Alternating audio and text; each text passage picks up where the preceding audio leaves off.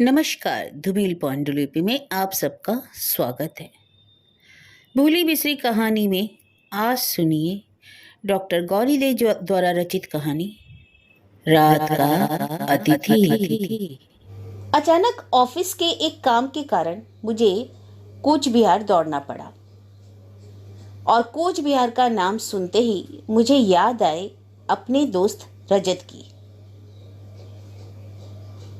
रजत मेरे बचपन का दोस्त था, मुंह लगा दोस्ती कह सकते हैं। मेरे स्कूल का दोस्त था और कहना गलत ना होगा कि वह मेरा अंतरंग मित्र भी था। स्कूल के समय से ही हम लोग हमेशा साथ साथ रहते, एक साथ एक ही बेंच पर बैठते और एक दूसरे की पढ़ाई में मदद भी करते थे। एक दूसरे के परिवार भी जुड़े हुए थे। मेरे पिताजी डॉक्टर थे और रजत के परिवार से अगर कोई भी बीमार पड़ता तो उसे देखने की कभी फीस भी नहीं ली जाती थी। इस तरह की थी मेरी और रजत की दोस्ती। बड़े भी हम लोग साथ साथ हुए, एक ही शहर में थे, किंतु कुछ दिन बाद जब रजत का तबादला बिहार में हो गया, कूच बिहार में हो गया, तो उसको जाना पड़ा। किंतु इस उम्र में आकर के भी हम दोनों बच्चों की तरह बिछड़ते हुए इतना रोए कि क्या कहें। उसके बाद हम लोगों ने एक दूसरे से चिट्ठी और फ़ोन पे बातचीत करना नहीं छोड़ा। पहले तो हर दूसरे रोज़ हम लोग एक दूसरे को चिट्ठी लिखते थे, किंतु धीरे धीरे ये सब कम होता गया और कुछ सालों बाद महीने 2 महीने में एक चिट्ठी या फ़ोन ही हमारा सहारा रह गया। इस तरह जब कूच बिहार का नाम सुना और रजत की बात याद आई तो मैं उछल पड़ा और मैंने निकलने से पहले ही उसको फ़ोन कर दिया कि मैं सीधा कूच बिहार से तेरे घर में आ रहा हूं, स्टेशन से ही। हावड़ा से कामरूप एक्सप्रेस पकड़ करके मैं सीधा कूच बिहार पहुंचा। वहां पर मैंने देखा कि एक आदमी मेरे ऑफिस का मेरा नाम का बोर्ड लेकर के खड़ा हुआ है। दूर से ही मुझे लिखावट समझ में आ गई। अपना नाम देखकर मैं उसके साथ हो लिया।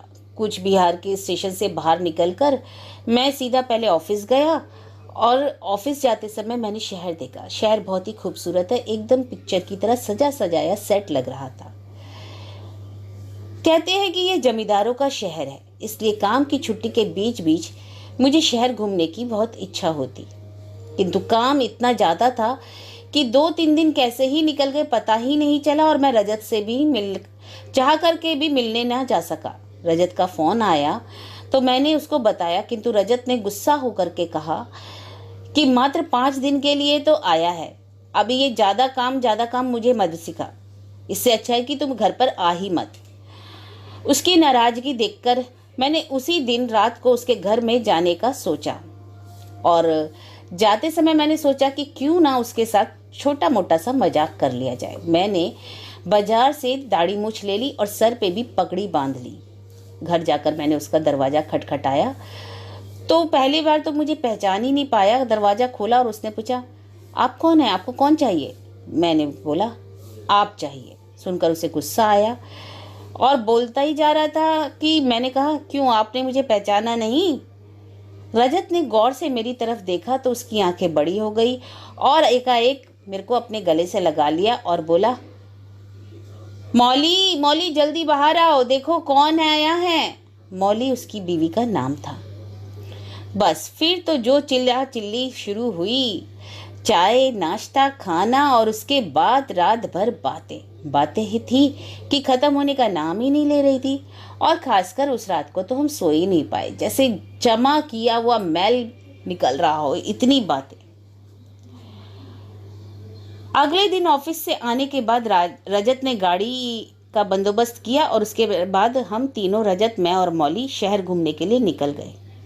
राजबाड़ी, देवी बाड़ी, सागर दीघी, राज दीघी, मदन मोहन मंदिर, कितनी खूबसूरत जगहें हैं घूमने के लिए। अतीत के जमाने की जमींदार के घर देखकर मुझे बहुत खुशी हुई। हम लोग बहुत दूर तक घूमने गए, बाहर ही खाना खाया और काफ़ी रात गए घर को आए। घर आकर के मैंने कहा कि कल कहीं जाने आने का प्रोग्राम मत रखना, सारा दिन आज घूम करके बहुत थक गया हूँ, परसों तो जाना ही है, कल सारा दिन घर पे रह करके हम लोग बातचीत करने में ही बिता देंगे, इसलिए कल कोई प्रोग्राम मत रखना, कहकर मैंने कहा। तो रजत कुछ सोच में पड़ गया पर उसने कुछ बोला नहीं। अगला दिन शनिवार था और उसके बाद हम तीनों सोने चले गए। अगले दिन शनिवार को मैंने देखा कि घर में बहुत हलचल हो रही है। रजत बाजार लेने गया हुआ है और मौली सुबह से ही रसोई घर में व्यस्त है।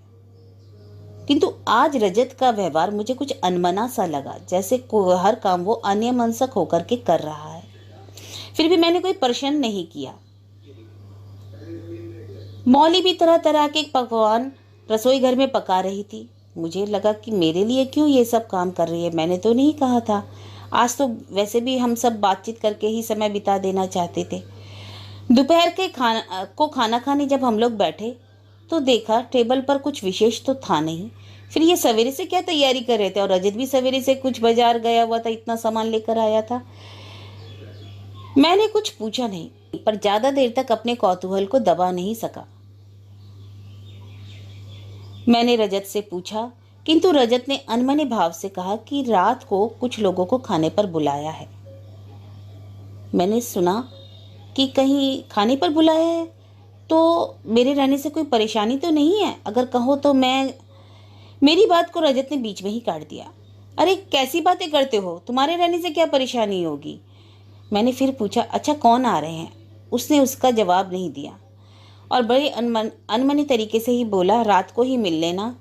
इस दौरान मौली एकदम शांत थी। इसके बाद दोनों खड़े हो गए और रजत बोला, तू अभी आराम कर, शाम की चाय पर मिलते हैं।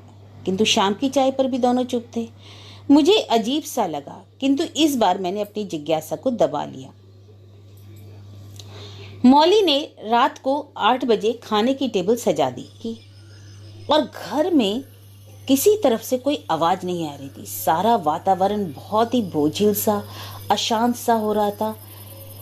एक घड़ी में भी टिक टिक की आवाज सुनाई दे रही थी। घड़ी में जब ठीक 9 बजे घर के दरवाजे पर आहिस्ता से ठक ठक हुई। मुझे बहुत हैरानी हुई कि कॉलिंग बेल के रहते हुए कौन दरवाजा इतने आहिस्ता से खटखटा रहा है। किंतु खटखट की आवाज सुनते ही रजत हड़बड़ा के जल्दी से उठा और दरवाजा खोल दिया। वहां तो कोई था ही नहीं, पर दरवाजा खुलते ही एक ठंडी हवा का झोंका आया और उस बेहद ठंडी हवा ने मेरी हड्डियों को अंदर तक कपकपा दिया। रजत ने दरवाजा बंद किया और मुझे इशारा करके चुपचाप खाने के टेबल पर बैठने को कहा। उसके साथ ही मौली भी बैठ गई।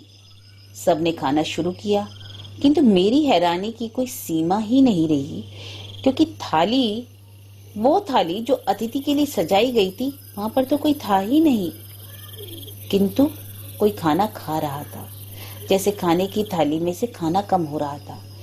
टेबल पर पड़े हर डोंगे का ढक्कन मौली ने हटा दिया और उस अतिथि के चेयर की तरफ देख करके बोली, अच्छे से खाइए खाना। मैंने देखा कि एक चम्मच हवा में उठी और हर डोंगे से थोड़ा थोड़ा खाना निकला उस चम्मच से और उस अतिथि थाली में डाला गया। उसके बाद वो चम्मच हवा में उठती और उससे खाना गायब हो जाता। धीरे धीरे हर डोंगे, कभी इस डोंगे कभी उस डोंगे से खाना लिया गया और प्लेट का पूरा खाना समाप्त हो गया। मैं तो जैसे खाना ही भूल गया, पर रजत ने मुझे इशारा करके चुपचाप खाना खाने को बोला।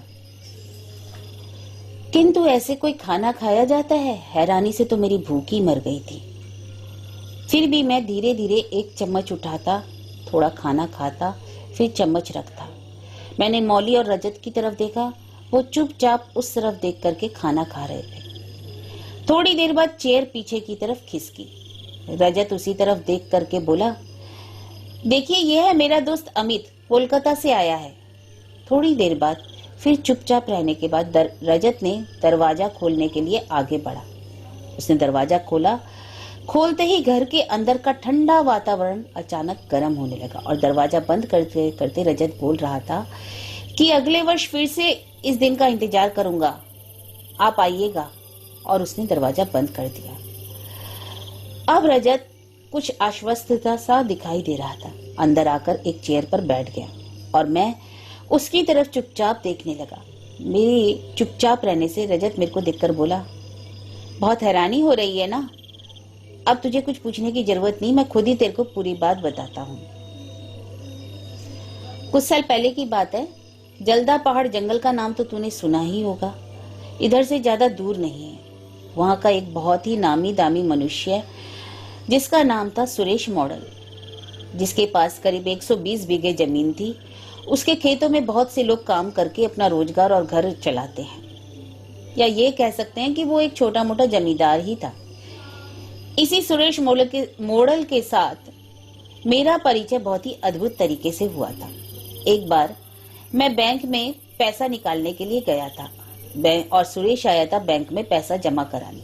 चेक जमा करा करके मैं अपना समय आने का इंतजार कर रहा था कि टोकन आएगा, मुझे पुकारा जाएगा, तब जाऊंगा। और मैं एक कोने में बेंच पे बैठ गया। उसी समय मैंने देखा कि एक बहुत ही भद्र सज्जन पुरुष पैसा जमा करने वाले काउंटर पे जाकर के खड़े होकर बैग में से बहुत सारे नोट के बंडल निकाल रहे हैं और निकालकर काउंटर पर रख रहे हैं। उन्हीं नोटों के बंडल में से एक नोट का बंडल नीचे गिर गया। पहले तो मैंने सोचा कि शायद सज्जन पुरुष ने देख लिया है, किंतु बाद में ही मुझे एहसास हुआ कि उन्होंने नहीं देखा है और वो बार बार पैसा गिन रहे हैं। मैं जल्दी से वहां गया और उनके पैसे उठाकर उनके हाथ में दे दिए। सज्जन पुरुष ने मेरे को बहुत ही आश्चर्य से देखा। उन्होंने कहा कि अच्छा हुआ, मेरा हिसाब ही नहीं मिल रहा था। और उन्होंने नोट का बंडल हाथ से लिया और बोला कि भाग्यश आपने देख लिया था, नहीं तो मेरा बहुत नुकसान हो जाता। फिर उन्होंने सारे पैसे जमा करवाए। मैंने कुछ नहीं बोला और हंस दिया। अब चुपचाप पाकर अपनी सीट पर बैठ गया। पैसे जमा करके सुरेश जी भी मेरे पास आकर बैठ गए और मेरा परिचय पूछने लगे। थोड़ी ही देर में हमारा आलाप शुरू हो गया और पता नहीं कब यह आलाप दोस्ती में बदल गए। वे बहुत ही सज्जन पुरुष थे। उनसे दोस्ती करके मैंने जाना कि बहुत ही रसिक और आमोद प्रिय व्यक्ति हैं। धीरे धीरे दोस्ती बढ़ी।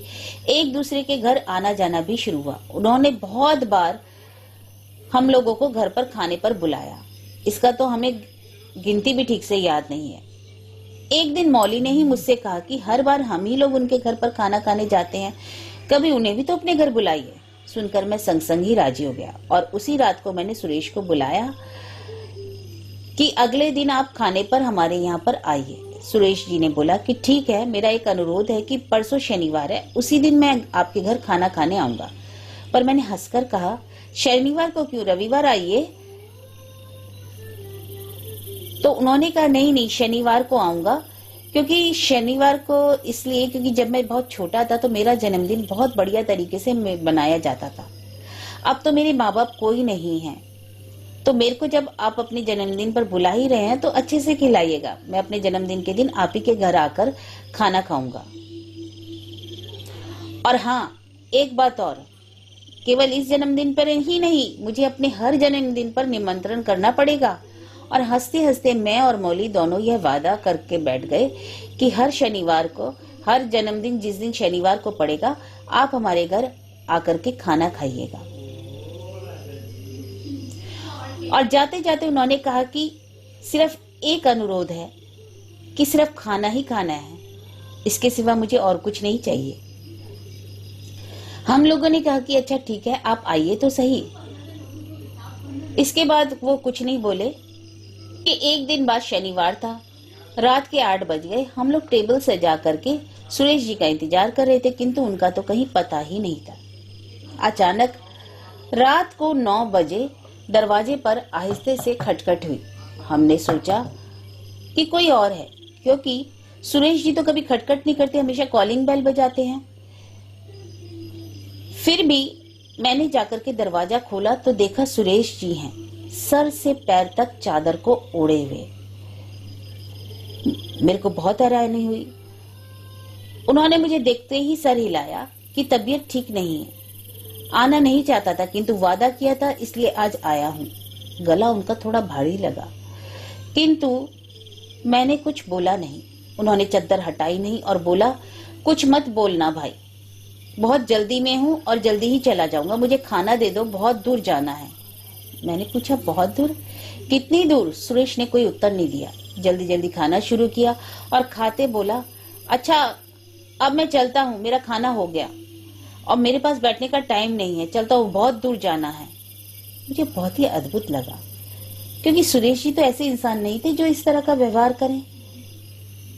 पर फिर भी क्या किया जा सकता है, हो सकता है कि तबीयत उनकी सचमुच खराब हो, हम दोनों ने सोचा शायद इसलिए ऐसा कर रहे हैं। किंतु इसके ठीक 15 मिनट बाद ही सुरेश जी के मुनीम जी आए। उन्होंने मुझे देखकर कुछ बोलना ही चाहा था कि मैंने कहा, अरे आप, सुरेश जी तो अभी थोड़ी देर ही पहले यहाँ से चले गए हैं। मुनीम जी मेरी तरफ देख करके हकबका गए और बोले, क्या? मुझे लगा जैसे वो बोल रहे हैं कि मैं झूठ बोल रहा हूँ। मैंने कहा, ना, मैं भूल भाल नहीं बक रहा हूँ। वो अभी आए हैं, थोड़ी देर पहले ही गए हैं, उन्होंने खाना खाया, थोड़ी देर पहले गए हैं। मुनीम जी को बहुत आश्चर्य हुआ। उन्होंने कहा, ऐसा हो ही नहीं सकता। मैंने पूछा, क्यों नहीं हो सकता भाई? यहाँ खाना खाया है, देखो टेबल भी अभी साफ नहीं हुई है, मेरी बीवी भी तो है, मैं क्यों आपसे झूठ बोलूंगा? मुनीम जी ने कहा, नहीं बाबू, कैसे हो सकता है?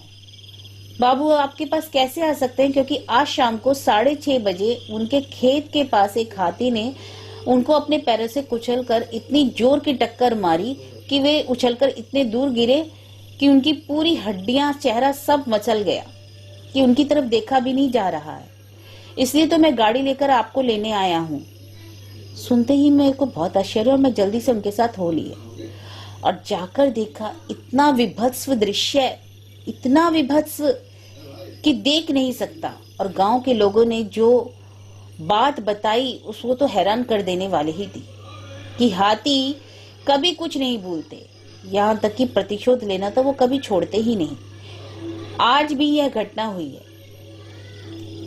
आज से ठीक 5 साल पहले एक बड़ा हाथी अपने बच्चे के साथ अक्सर सुरेश के खेतों पर हमला करता था और सुरेश के खेतों को जिससे काफी नुकसान पहुंचता था।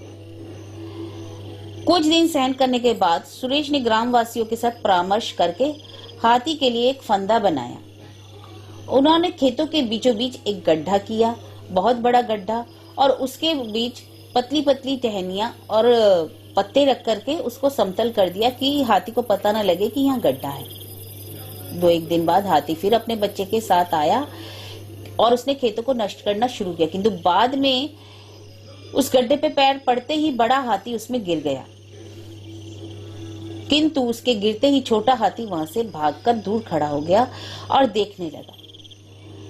बाद में उस हाथी को सुरेश ने वन विभाग के लोगों की मदद से निकालकर चिड़ियाघर में भेज दिया। किंतु बड़े हाथी के गिरते ही जो छोटा बच्चा वहां से भाग गया था और कुछ दूरी पर खड़े होकर अपनी माँ का हाल देख रहा था, और आज ठीक 5 साल बाद उसका कुछ पता ही नहीं चला, कहाँ गया, कैसे रहा, कुछ भी नहीं।